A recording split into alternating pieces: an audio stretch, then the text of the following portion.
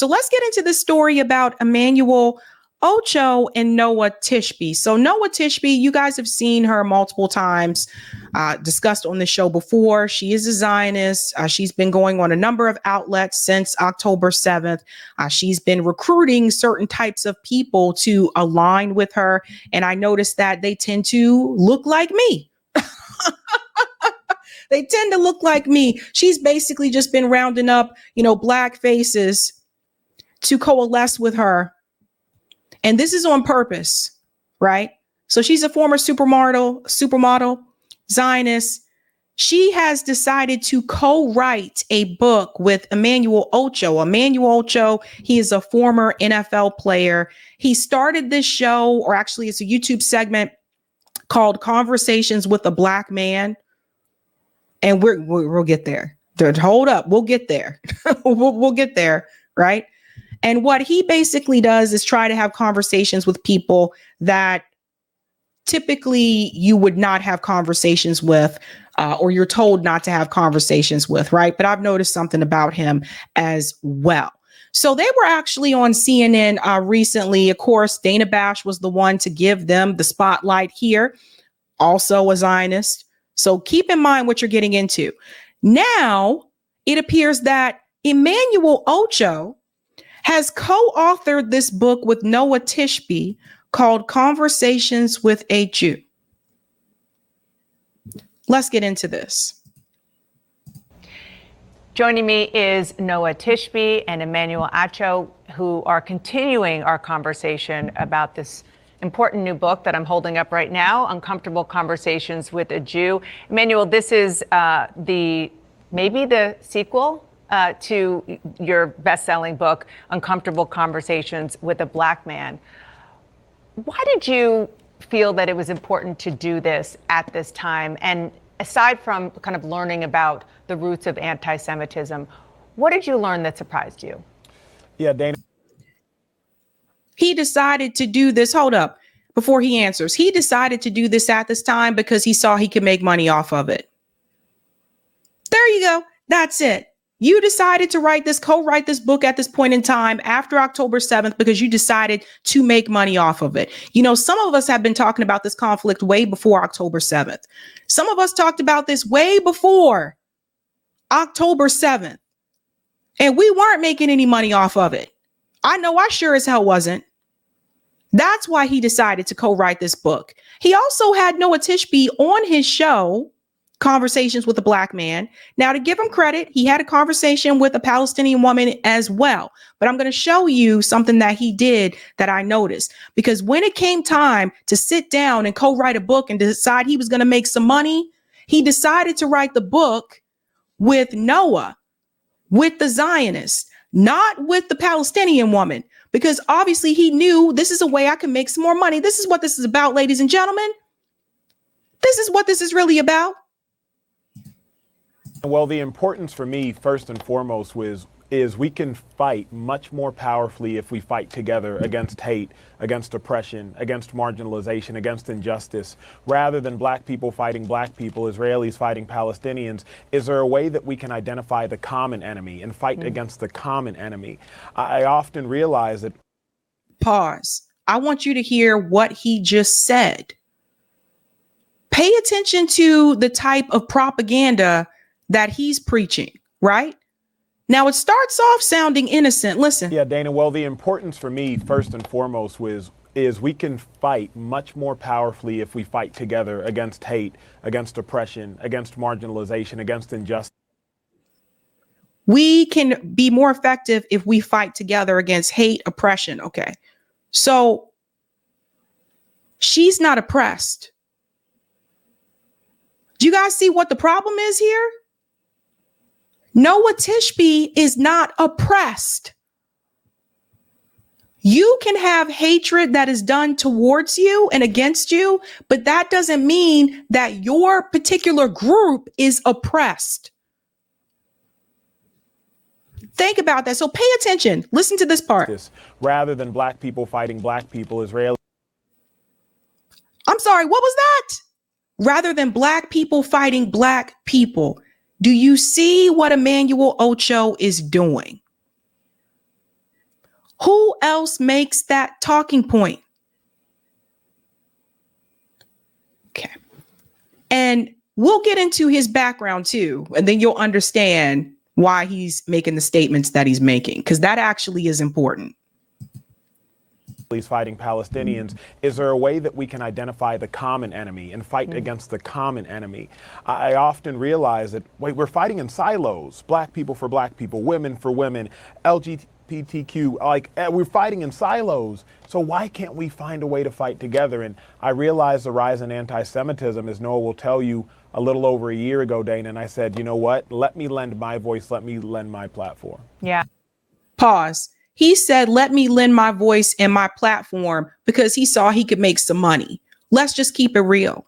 Now, Emmanuel Acho was telling you, why don't we just all come together and fight together and not fight in silos? Okay, come together and fight against who? Who are we fighting against, Emmanuel? Somebody in the chat, let me know. Because the answer to that question is that you should be fighting back against the oligarchs. If you're trying to build some type of a class movement, you should fight back against the oligarchs. But he doesn't tell you who we're fighting back against. He just says, let's just all come together and not fight in these individual silos.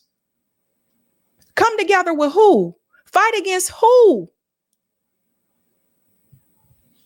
Let's go on. I mean, I've talked to Rabbi Sharon Brous, who I'm sure you both know. She's a very well-regarded rabbi based out of Los Angeles. And what she says is that you can't separate racism when it comes to anti-Black racism from what she actually calls racism, or at least anti-Semitism rooted in racism. I know, Noah, that's a controversial question about whether or not anti-Semitism is actually racism. But her point is that white supremacy, if you just look at that, it shows itself in modern times as against blacks. But if you look at the roots of that, it's against Jews. Listen to the BS that we're hearing here, right? Okay. Do you guys see the problem with this conversation? Do you see why people like Emmanuel Acho are problematic when they align with this type of BS? Dana Bash is not oppressed. Noa Tishby is not oppressed. The Palestinian people are oppressed. Black people are oppressed. Indigenous people in this country are oppressed. So do you see how they are trying to make themselves sound more oppressed than the groups that actually are oppressed? What systems in this country are designed in such a way that prevent Dana Bash from getting a leg up? What systems? Is it the criminal justice system? Nope. Criminal justice system is designed against Black people. We're the ones that benefit the least from the criminal justice system. Is it the education system? No. Remember, public education schools are based on property taxes. Think about these things, folks. So what systemic issues in this particular country are designed in such a way that Dana Bash and Noa Tishby would be oppressed? I'll wait. Okay, let's go on. Well, this is one of the reasons that we wanted to do this book together, because it's always been no blacks, no Jews allowed. So we've always been discriminated against together. So I do sometimes use the term anti-Jewish racism when I describe anti-Semitism, although I'm not backing down from anti-Semitism. It's a word that was invented for Jews only, and we're keeping it. And it is, to some extent, simply racism. However, the difference between racism and anti-Semitism is that racism is looking down at somebody. So you hate someone, you look down at them, you think you're better than them, and anti-Semitism can also manifest itself as looking up at somebody. So you think somebody is better than you, and there's this whole conspiratorial thing of Jews control controls the bank, Jews controls the money, the Jewish cabal, which honestly I've been looking for a very long time and can't seem to find. Because it doesn't exist. I know, right? Exactly. So it's not untrue to describe it as racism, because throughout history, yes, there's always been this racist attitude towards Jews, whether ethnically, racially, politically, religiously, or as we see today, because of Israel. But I guess. But the problem with this part of the conversation is that, number one, we'll address this, suffering that we've supposedly had together, because we didn't. And then number two, this idea that you have someone like Emmanuel Acho sitting there. And by the way, if it's not him sitting there, it would be Coleman Hughes. Pay attention to what they're doing. If it's not Coleman Hughes, it's Richie Torres. Okay. All three of those gentlemen, they are represented as though, well, they are Black men. But Richie Torres is Afro-Latino. Emmanuel Acho, Mr. Dude right here, is Nigerian. Coleman Hughes, also Afro-Latino. So one of the things that they have been doing is that they found a way to get people that have a Black face. And some people got mad when I say this, but I'm showing you receipts. They have a way of getting people that have a Black face to present themselves as, yes, I am a freedman. I'm a descendant of slavery in this country. And look, I'm on this side agreeing with them. I'm siding with them, when they don't have the same history and struggle that we do in this country. This is what people really have to understand. I've seen it time and time again, and it's getting really quite frustrating. It's getting really, really quite, frustrating. It's just like when I saw, what's her name? Zoe Saldana. Zoe Saldana. Is that how you pronounce her name? And she apologized for this because she got so much pushback. When they allowed Zoe Saldana to play Nina Simone, where they had to darken her skin so that she would have the same complexion of Nina Simone, and they put a prosthetic nose on her nose. Zoe Saldana, again, is not a descendant of slavery. So do you see what has been happening, ladies and gentlemen? This is on purpose. And this is no hate towards those people. This is no hate towards international people. I love all people. That being said, we have to be very careful about who the media, and also our government and the entertainment industry is choosing to put out there to represent descendants of slavery in this country that are not descendants of slavery. This is very important for people to understand. So Emmanuel Acho, this conversation that they're talking about, his family does not have the same history of suffering and oppression that my family does. And people need to understand that. His parents were doctors from Nigeria. They came here willingly. They don't have the same type of. Let's continue on the video. We'll get to that part. Emmanuel, the point that you're trying to make here is, regardless of the label or what you call it, hate is hate.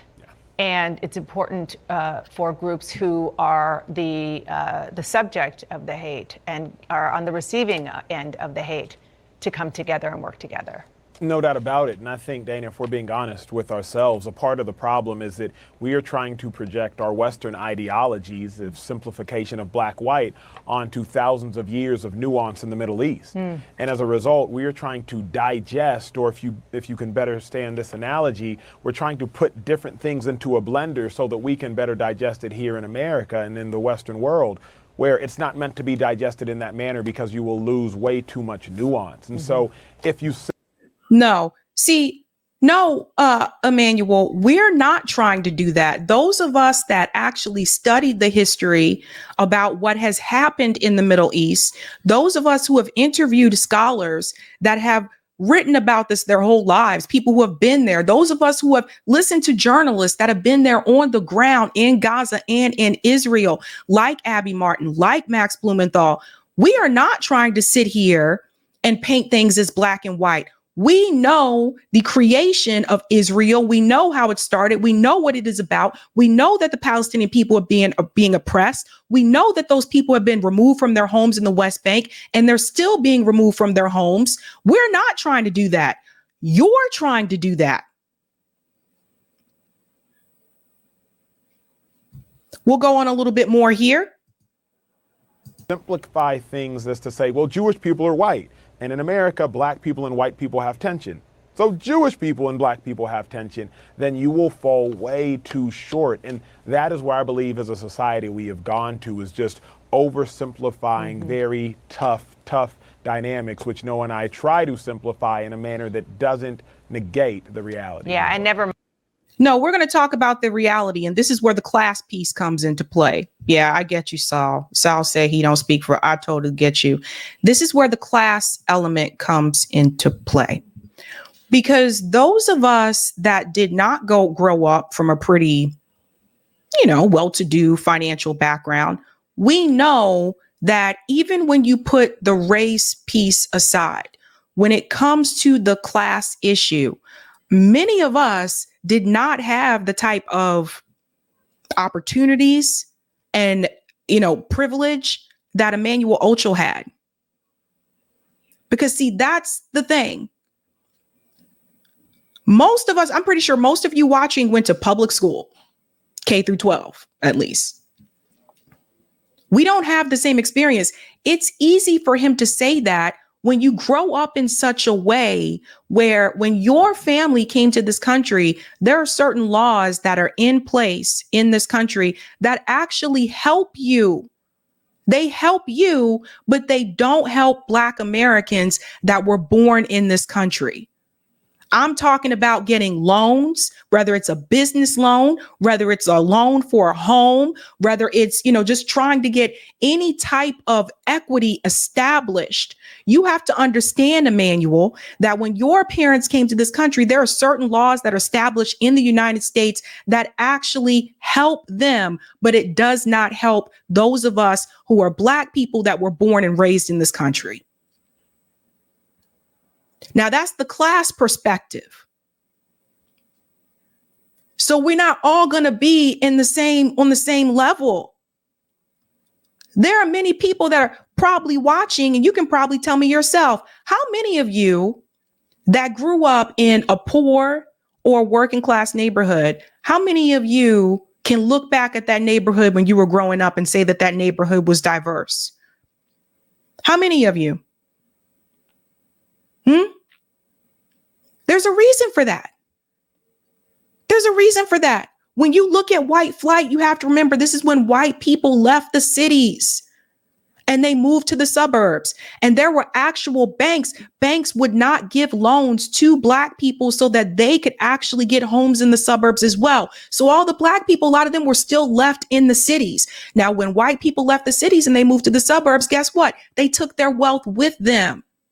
So when you have public schools that are funded based on property taxes, now all the Black kids are left at the schools that are now underfunded. But see, Emmanuel, when you don't grow up with that, when you have parents that were already at that established, where they were already doctors, they came here, you don't have that background. Your parents don't have that background. My parents do. My grandparents do. So when your parents came here, they see every opportunity in the world is opened up for them. And I'm not saying they shouldn't have those opportunities. But what I am saying is for the rest of us, our families did not have those opportunities. And we were born and raised here. And that is a problem. So it's easy to sit back and say, let's just all come together with everybody that has had hate, towards them or against them. But what Emmanuel has to understand is that when it gets to the economics, when it gets to the financial base, you'll see that even some of those other groups that have had hate against them, that's when they don't want to cross that line. Mind the fact that the majority, Noa, correct me if I'm wrong, I think even the majority of Jews globally are people of color. And that's a whole, go ahead. Do you want to say something about that? Yeah. So you see what's happening now? Here we go with people of color. Do you guys see this? Now everybody can be included under people of color. See how they're expanding that now?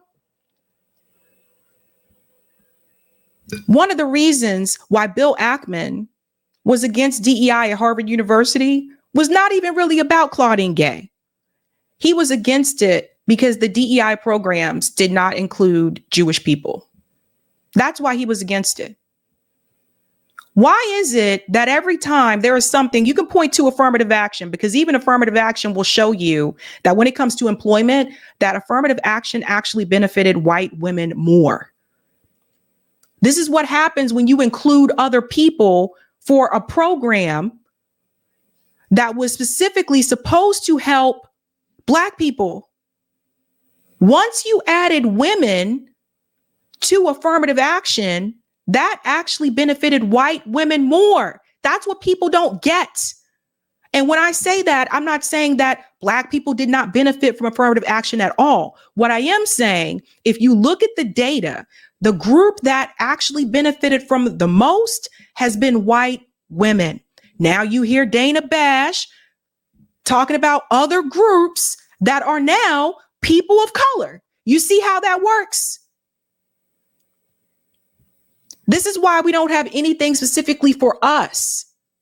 Yeah, absolutely. So first of all, just so we're clear, we're talking about all of that in the book. We're talking about, are Jews white? Did the Jews kill Jesus? Anti-Zionism, anti-Semitic. We're talking about everything. And it's a very uncomfortable conversation to have.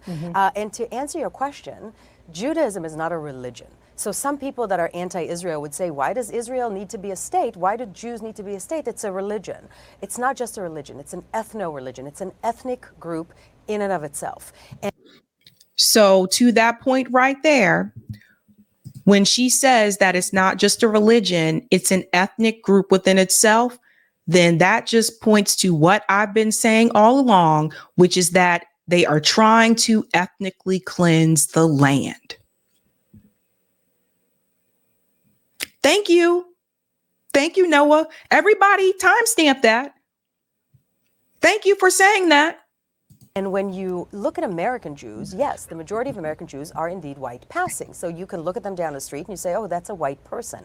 But that's not the majority of the Jewry around the world. It's a specific ethnic group, and specifically not when you go to Israel, which in Israel, only 31% of Israeli Jews define themselves as of an Eastern European descent. The rest of them are either Arab Israelis of Arab descent of the region or Arab Muslims. They're literally indigenous to that particular region. Pause. She said only 30% define their self as of European descent. You can define yourself as whatever you want. Didn't we just have a woman out here called Rachel Dolezal who had said that she identifies as a Black woman, even though we knew that Rachel wasn't Black? Didn't she? You can define yourself as anything. Anything. Do we have DNA tests in Israel? Are those still not allowed? I wonder why. So they weren't even taken out of that region to Europe 2,000 years ago. So it's 100% true. And I think this was one of the most fascinating conversations because Emmanuel just asked me flat out, are Jews white? And my answer was no. They're not. If they're white passing, it's different. It's a fascinating, nuanced conversation that is very important to have these days. Yeah, I mean, yeah, it is a fascinating conversation. So I want to ask this question. What do you check on a job application? Credit card application? Loan application? What box do you check?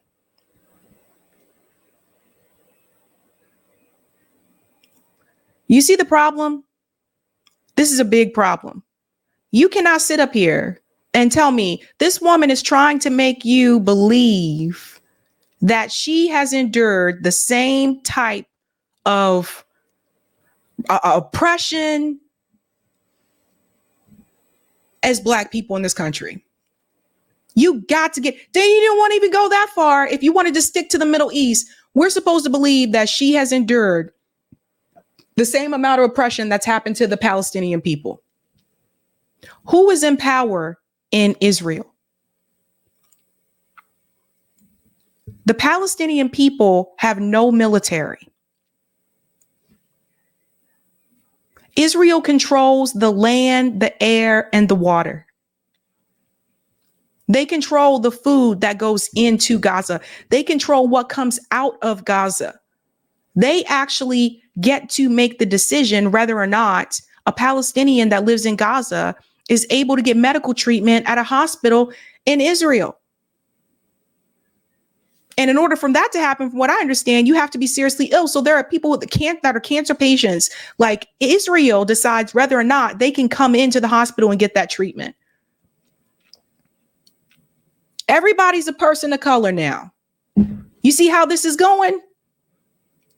Now, the problem with Emmanuel Acho, like I said, he interviewed Noa Tishby on his channel, but he also interviewed a Palestinian woman too, which I thought that was cool. I was like, great. He talked to both sides. But listen to what she says, because this interview happened 6 months ago. So I want you to hear what she says to him, and I want you to think about what he just said on CNN. So let's dive into this.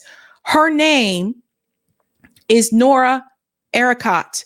This video was 6 months ago. Listen to this little piece right here. For a better future. Your issue, or the Palestinian issue, is not with Jewish people. Never has been. Never has been. There are Palestinian Jews. Why would we have any problem with Jewish people? I would claim that it's a problem with Zionism. How can both Jewish people and... Stop. So again, he sat here and had this conversation with a Palestinian woman. And what did she just say to him? She said, we've never had a problem. The problem is not with Jewish people.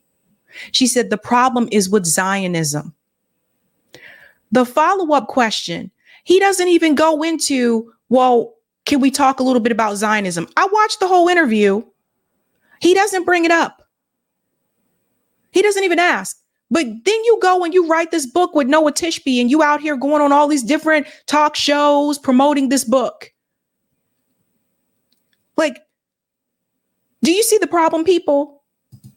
All right, so listen to this part. Palestinian people have the right to self-determination. Well, one of the ways that I've described it is that we have to understand that we have the right to all belong to this land, but not necessarily to be masters upon this land. So let me put this question back to you. Pause. So she just said to him, we have the right to be on the land, but not to be masters of the land. And he sat right there while Dana and Noah basically sat there and tried to say that they are oppressed in so many ways, shapes, or forms, and people of color.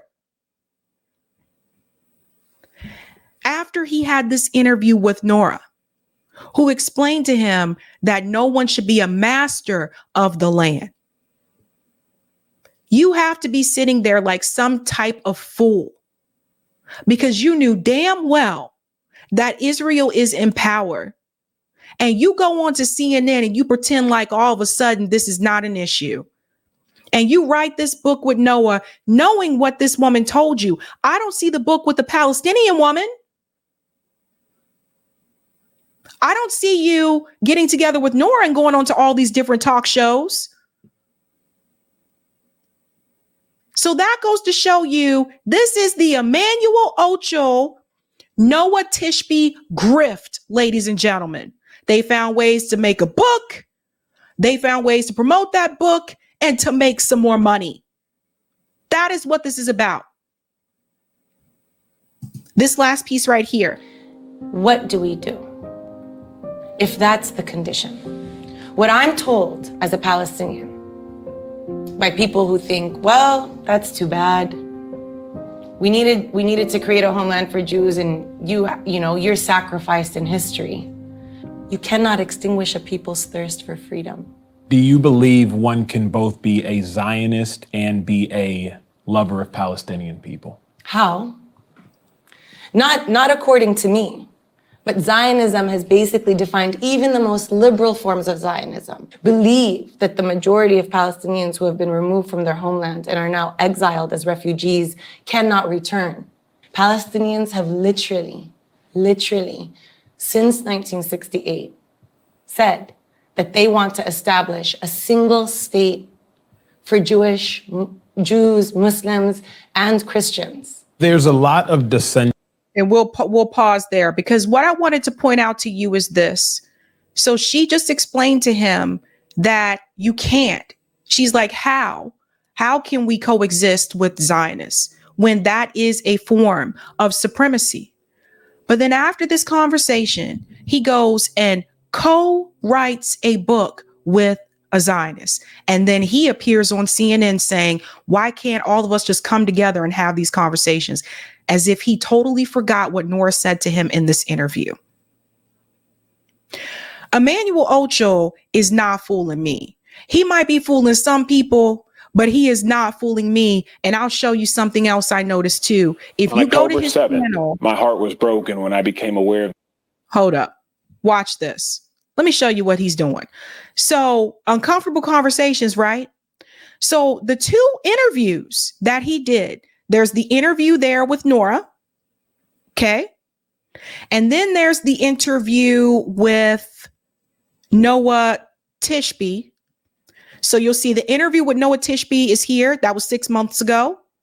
And then there's the interview with Noa, which was also 6 months ago. So Israel and Palestine. So he talked to both sides. However, if you go up to the top of his channel where you get to put your featured video, all of us that have YouTube channels, we have this option to put a featured video. He chose to put the video of the interview that he had with Noa Tishby, not the interview that he had with the Palestinian woman, with Noa. Chose to feature the video of the interview with the woman that he co-authored the book with. Why am I not surprised? He tries to pretend like, I guess he's in the middle and he wants these sides to come together. But if somebody sits there and they tell you that this is a form of supremacy, and then you co-write the book with the person who believes in this type of supremacy and tries to downplay it and say that they don't, and then you come onto CNN to pretend like, oh, let's just all get together, whatever. This is a grift. So what you have to see when we look at Emmanuel Acho, let's go in a little bit bigger here so people can read this. So look at this, because I want you to understand why we're not the same. We don't have the same things happening here. Listen, Acho is Nigerian American and was born in Dallas to Igbo immigrants, Dr. Sonny and Christy Acho from Nigeria.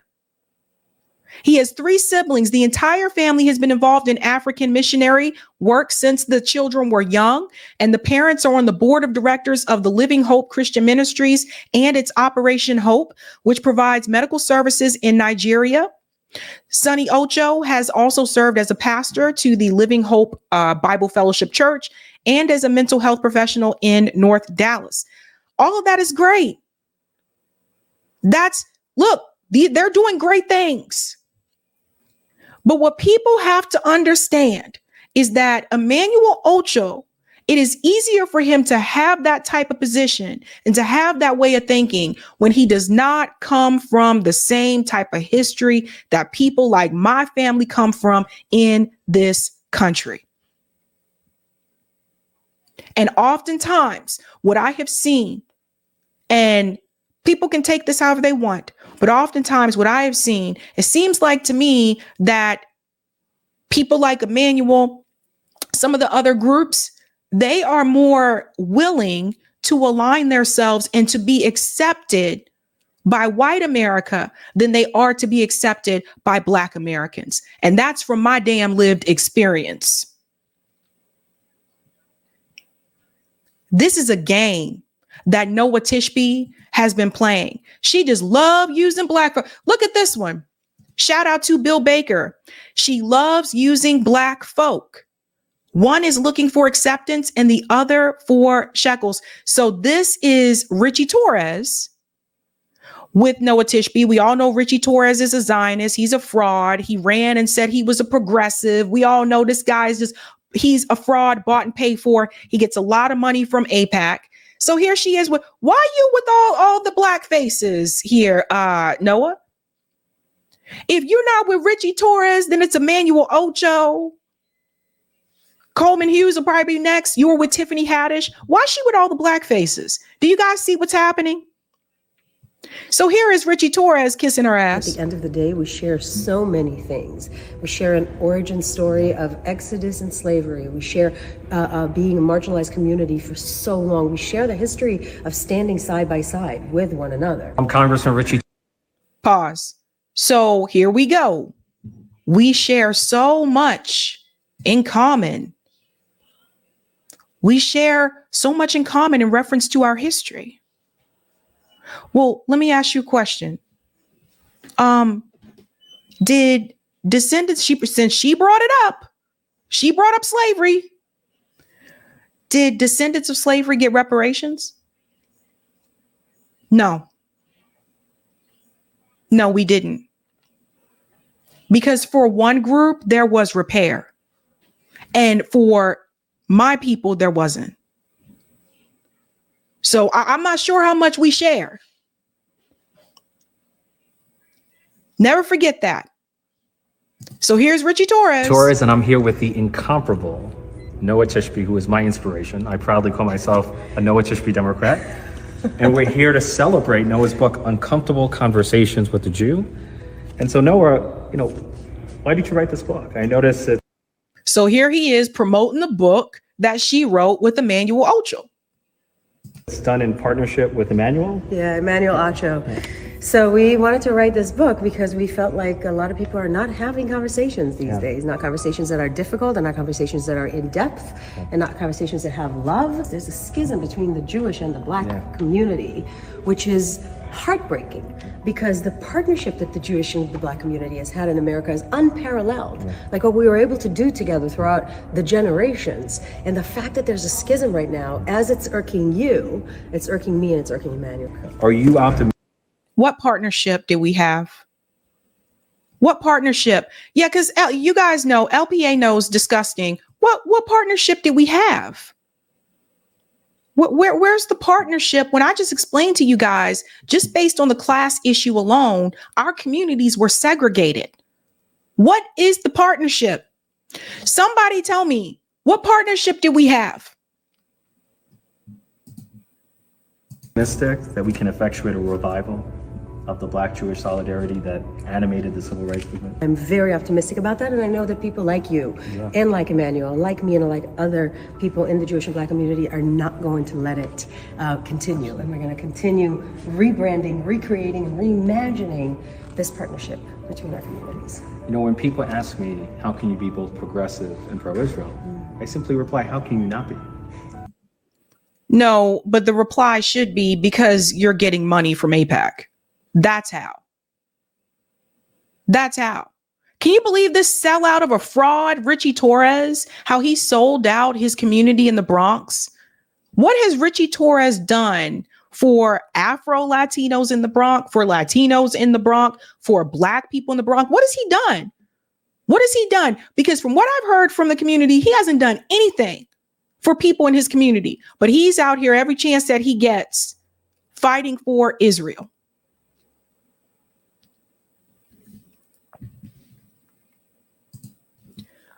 We have Black faces being used to preach a narrative and to basically recruit other Black faces to coalesce with that same narrative. The only problem is that you notice with this as well is that a lot of the people that they are pointing to and they are saying are Black are not Black Americans.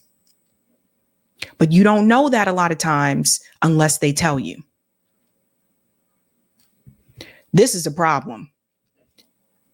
This is a big problem. And honestly, Emmanuel Acho should be ashamed of himself.